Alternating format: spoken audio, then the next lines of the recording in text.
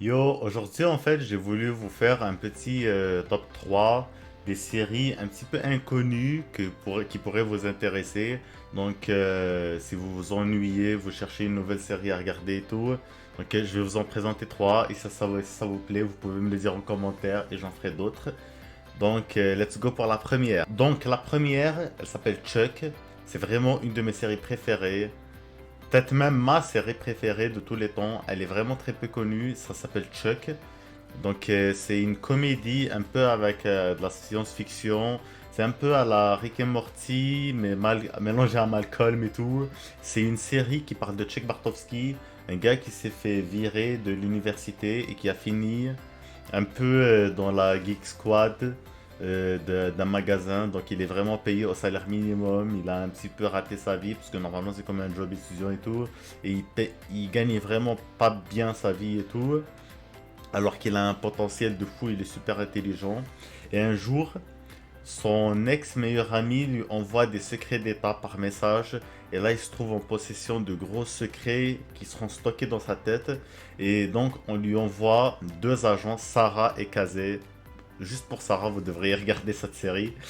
Et c'est vraiment une comédie à la science un peu policière et tout. À chaque fois, il a même désamorcé une bombe avec du jus d'orange. C'est pour vous dire jusque ça va. C'est vraiment bien fait. Vous allez rire, ressentir des émotions, peut-être même pleurer des fois. C'est vraiment un mélange de tout. Vous aurez comme du 007, des trucs d'espionnage, des trucs cool, des trucs tristes, des trucs à la Malcolm drôle, de la vie de famille. C'est vraiment un mélange de tout ça qui fait une super bonne série.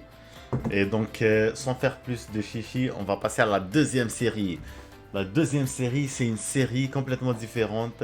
Elle s'appelle Kingdom. C'est une série qui se base sur une autre vision des zombies. Ça se passe dans l'ancienne Chine, là où il y a la royauté et tout. Et on assiste à la venue d'une apocalypse de zombies et on voit le point de vue comment dire, des royautés et tout qui essaient de garder leur pouvoir malgré qu'il y a une apocalypse et tout. Ils essaient de camoufler ça et tout. Et en fait, tu vois l'évolution et c'est aussi une autre sorte de zombies qui sont un peu, qui peuvent pas aller dans l'eau. Et parce que c'est comme un virus et il se réveille juste la nuit. Donc le jour, il n'y a pas de zombies, ils se cachent et tout. C'est vraiment un autre point de vue avec la royauté, l'ancienne Chine et tout. Et donc on suit la vie d'un prince qui doit gérer tout ça parce qu'il s'est fait usurper son trône aussi pendant cet apocalypse. Donc il doit en même temps protéger son peuple de l'apocalypse zombie, aussi essayer de revoir son trône. Donc il doit pas seulement se battre contre les zombies, mais aussi contre des armées et tout. Et c'est vraiment mélangé, c'est super bon si vous aimez les zombies ou les séries d'époque. Enfin, qui retrace comme Game of Thrones, qui se passe dans le passé à peu près. Et c'est une série, je pense qu'elle est coréenne. Donc la VO, elle est coréenne. Mais bon, c'est ça, c'est pas grave. Mais c'est vraiment une bonne série. Et la troisième, c'est une série très peu connue aussi. Enfin, elle est plus connue en Angleterre parce que c'est une série british. C'est Doctor Who. Donc, qu'est-ce que Doctor Who? Doctor Who 2005, je précise, parce qu'il y a une ancienne série Doctor Who qui se passait dans les années 90 et que elle est vraiment moyenne parce que c'est vraiment ancien comme série. Mais la 2005, elle est remise au goût du jour. La première saison, elle est un petit peu moins bien, mais le budget augmente de saison en saison. Donc avec Doctor Who, c'est un alien qui est venu, qui vient sur Terre. Des fois, il voyage dans le temps et vous voyagez avec lui.